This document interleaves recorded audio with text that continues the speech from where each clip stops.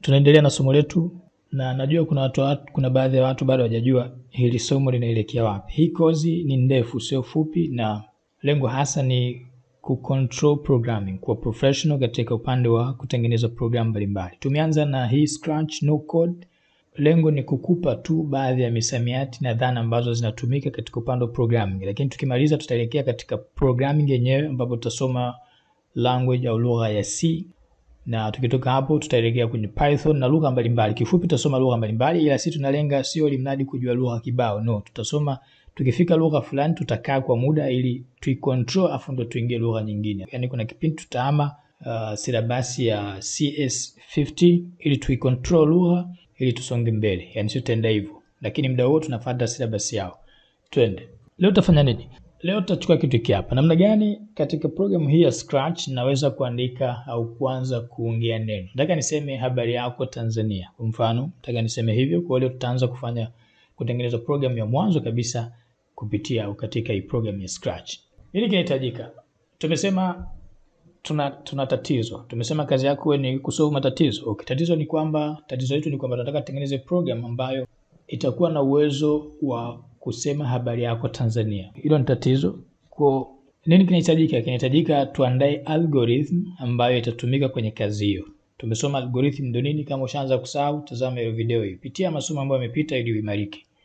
Algorithm tumesema nini? Ni ile ramani ya programu yako itafanya kazi vipi. Okay, kitu cha mwanzo katika algorithm yetu maana yake tutahitaji programu yetu ifanye kazi kwanza mtu anapobonyeza, lakini pili mtu akibonyeza iseme habari yako Tanzania. Sisi tunaizungumzisha Tanzania kwa sababu tunalenga hasa Tanzania, baadaye tupitie nyumbani tuelekee mataifa mengine. Huwezi ukafika nje bila kutokea kwenu, take care, nakwambia hilo.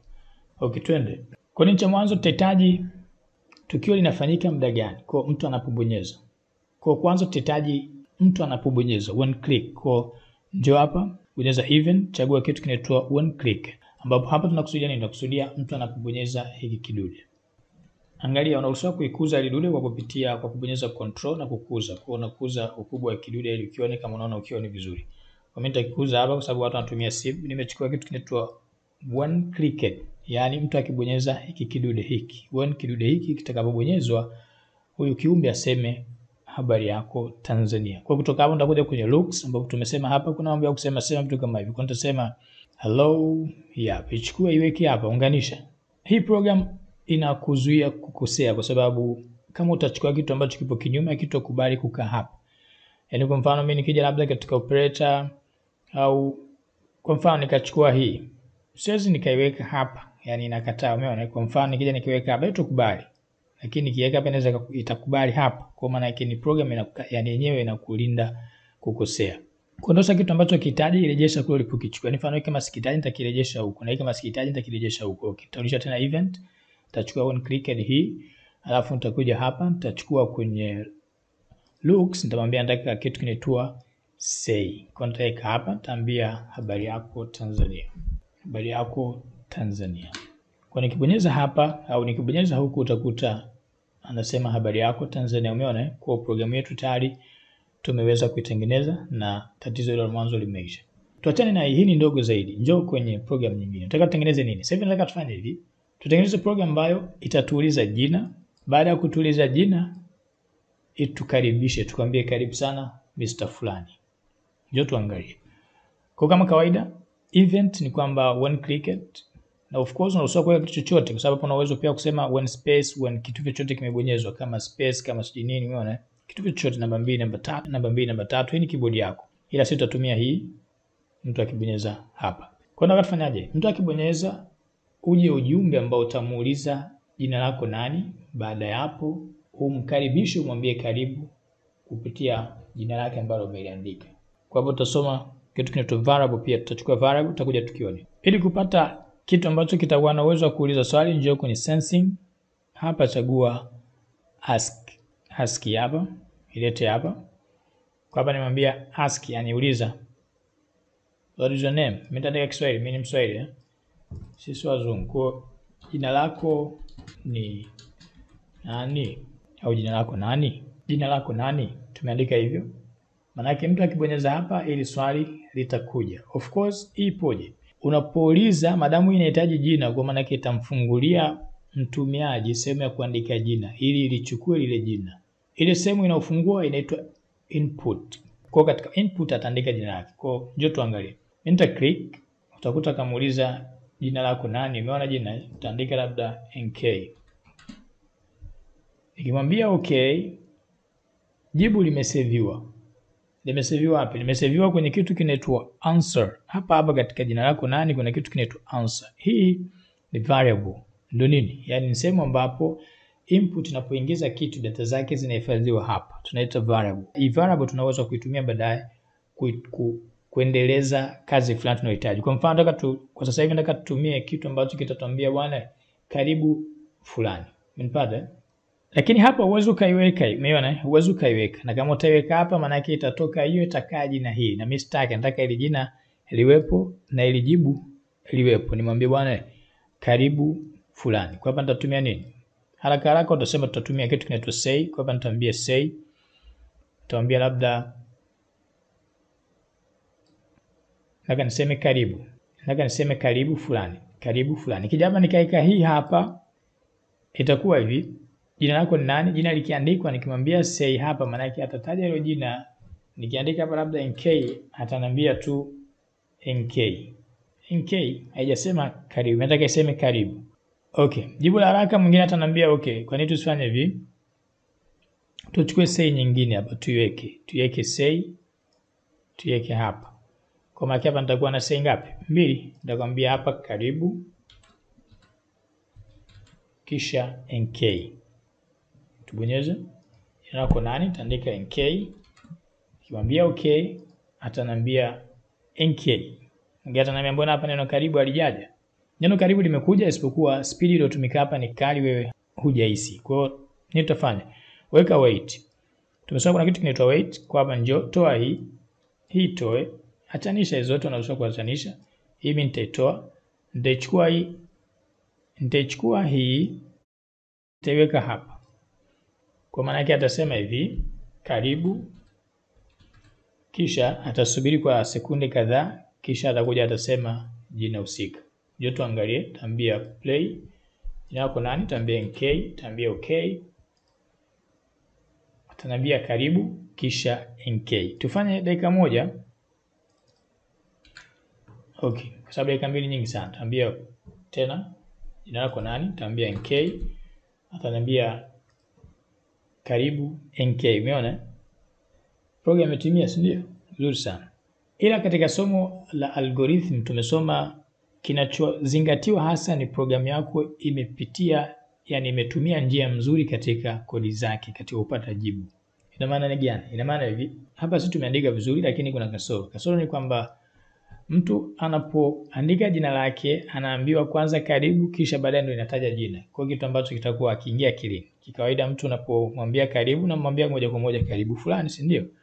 Kwa tuhitaji hii ya kusubiri. Tunataka tu moja kwa moja vitu vikae hapo. Tunafanyaje ili vitu vikae hapo? Hapa itabidi tutumie kitu ambacho kitaunganisha vitu viwili kwa pamoja. Vitaunganisha vitu viwili kwa pamoja. Kivipi? Njoo tuangalie. Mimi nitaitoa hii, nitaiachanisha. Iachanisha yake pembeni, nitaitoa na hii nitarudisha huku. Nitakuja kitu kinaitwa katika operator hapa kuna kitu kinaitwa join. Nitatumia kitu ambacho kitaunganisha hiki na hiki. Utakuta ameandika join sije hapo na banana, ichukue hii. Mimi nitachukua hii join hii. Nitahitaji. Kwa nitakuja hapa nitaiweka hii ya say. Alafu nitakuja hapa nitaiweka hii answer yangu hapa nitaitoa. Nitaiweka hii hapa. Kwa hiyo itachukua vitu viwili. Nitaweka jibu hapa. Alafu nitaweka hapa neno karibu. Kwa hapa nitaandika karibu. Kisha itakuja hii answer. Jina la mhusika. Njoo tujaribu, tutaambia play. Jina lako nani? Tutaambia NK, kimwambia okay. Ataniambia karibu NK. Maana jibu limekuja. Okay. Nini kasoro? Kasoro ni kwamba hakuna space, umepiga space.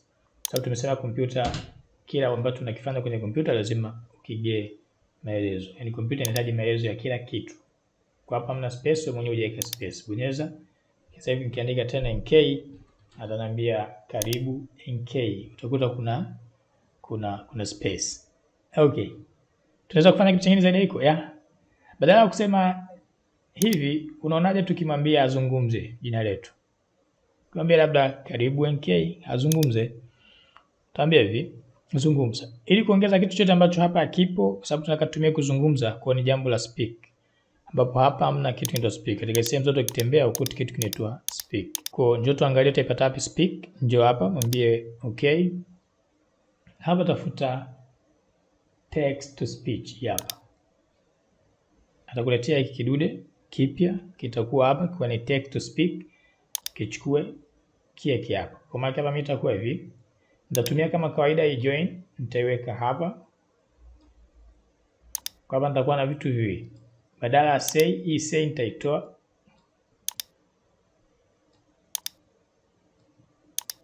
Hii nitaitoa, nitaiweka hii, nitaunganisha hapa. Kwa hapa itakuwa hivi. Jina lako nani? Akijibu nitaambia ongea, sema, karibu, kisha jibu. Sidhani kama neno karibu ataweza. Trick nyepesi tu ni kwamba katika Word kuna program ambayo unaweza kaitumia kuweza kuseti maneno ili hii kompyuta isome vizuri. Mimi nitafungua Word. Hatutaisoma sana of course, tutaki kuchukua muda. Tukimaliza masomo yetu ya kuisoma lugha C au lugha ya C, tutafanya project ya kutengeneza protocol ambayo itasaidia kompyuta kusoma Kiswahili. Tutajua mbele tutafanyaje. Of course itakuwa ni mtihani wetu sisi wote. Okay, njoo wetu sisi sote. Njoo tuangalie hapa, mimi nitaandika, nitabonyeza WinKey++. Ataniletea kwa kidude. Hapa nitaandika karibu. Hapa nitaandika NK. Nikimwambia nikiweza Control Alt karibu NK. Cheza na hiyo program itakugea mbinu au utapata mbinu ya kujua namna gani uandike neno jina lako ili lisome kama unavyohitaji. Nimechunguza hii karibu NK inafanya kazi vizuri. Sauti inasoma vizuri. Njoo tuandike neno hilo maana yake itasoma vizuri. Njoo hapa nitaandika karibu. Hapa ndani nitaweka NK. Click. Jina lako nani? Nitaambia NK. Nitaambia okay. Karibu NK. Okay, huyo mtu hakika tubadilishia matamshi, tutamsamehe mara ijayo. Nini kingine? Njoo tusome kitu kinaitwa, tumesoma mara iliyopita kuna kitu kinaitwa loop. Njoo tukiangalia kinafanya kazi vipi. Kwa mfano, mimi nitakuja hapa. Nataka nifanye sauti. Programu hii imeisha. Nataka nitengeneze labda kitu ambacho kinahusu sauti, labda sauti ya kiumbe fulani. Mfano hapo kuna sauti ya paka. Unaweza kuchagua unachotaka, kuna record pia, unaweza kusema maana yake una record sauti yako mwenyewe. Kwa hapa nikwambia nyao maana yake atalia sauti hiyo. Umesikia? Nataka sauti irejereje, yani ifanye kurejea. Of course anaambia simple. Nitachukua hii mara ya kwanza nitaweka hapa, mara ya pili nitaweka hapa. Okay, nita play. Utakuta imelia mara 3, huyo paka amelia mara 3 lakini pasina pumzi, kitu ambacho si kawaida. Paka analia kwa pumzi, si ndio? Okay, njoo tuangalie njia nyingine. Tunafanyaje? Tufanye hivi. Tumesoma kuna kitu kinaitwa wait, yani subiri muda kadhaa. Unaonaje kama tutaweka hapa wait hapa kati ili inapolia isubiri kidogo? Tunaipata wapi wait? Njoo tuangalie wait. Kwenye control utakuta kuna kitu kinaitwa wait. Unaruhusiwa kuja hapa kubonyeza sehemu maalum kama unazijua. Control ni hapa. Utakuta kuna wait au unaruhusiwa pia kushuka kupanda hapa hapo ulipo. Umeona? Okay, mimi nitatumia hii wait, nitaambia niweke wait hapa maana yake atasubiri sekunde kadhaa. Nataka niweke nyingine hapa kwa maana yake hapa atasubiri sekunde kadhaa. Nikibonyeza sasa hivi utakuta imeenda, utakuta amelia kwa step, yani sio moja kwa moja. Lakini bado pia hapa tumefika lengo la kutengeneza au kumfanya kiumbe alie au paka sauti ya paka isikike, lakini sio lengo ambalo linahitajika. Lengo halijafikwa vile, halijafikwa kama tunavyohitaji. Kivipi? Kwa sababu hapo umekusanya vikokoro kibao. Kalikopandwa coding hauna haja ya kurudia kodi mara kibao wakati kuna kitu kinaitwa loop au return. Kwa hapa nitatumia vipi hiyo loop? Toa vikokoro vyote ambavyo vimezidi, itoe mimi sihitaji na hii sihitaji na hii sihitaji, hata hii sidhani kama nitahitaji sasa hivi, tutaangalia huko mbele kama tutahitaji. Mimi nahitaji tu hii, alafu nichukue kitu kinaitwa repeat. Kwa nitakuja hapa, nitachukua hii inaitwa repeat. Kuna repeat forever na kuna repeat labda mara kadhaa. Kwa chagua unachotaka. Mimi nataka labda repeat forever. Njoo hapa weka hii, iweke hapa, alafu chukua hii, iweke katikati yake. Utakuta imeingia. Sasa hivi ukibonyeza ita play muda wote.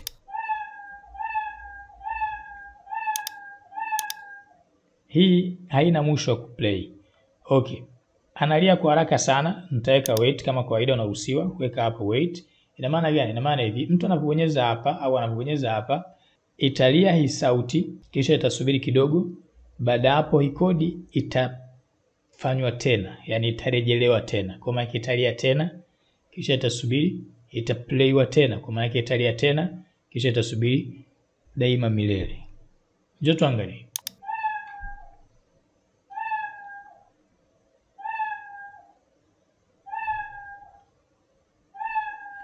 Of course, kama tulivyosema hapo hauwezi ukasimamisha. Yani hiyo ni ya daima dawamu. Kama unataka ubadilishe iwe ina muda maalum, chagua hapa repeat, weka idadi unayohitaji. Bado tuko mwanzo na hii ni introduction. Tulichokifanya hapa kinaitwa return au loop. Tutaelewa zaidi masomo yajayo. Fanya mazoezi ili uimarike zaidi. Somo ni jepesi ila linahitaji umakini na mazoezi. Kuhusu somo letu, kozi inakuwa muda gani? Kozi itakuwa Jumamosi, Jumatatu na Jumatano. Kozi yetu ni siku hizo 3, ni kozi endelevu mpaka tubobee programming.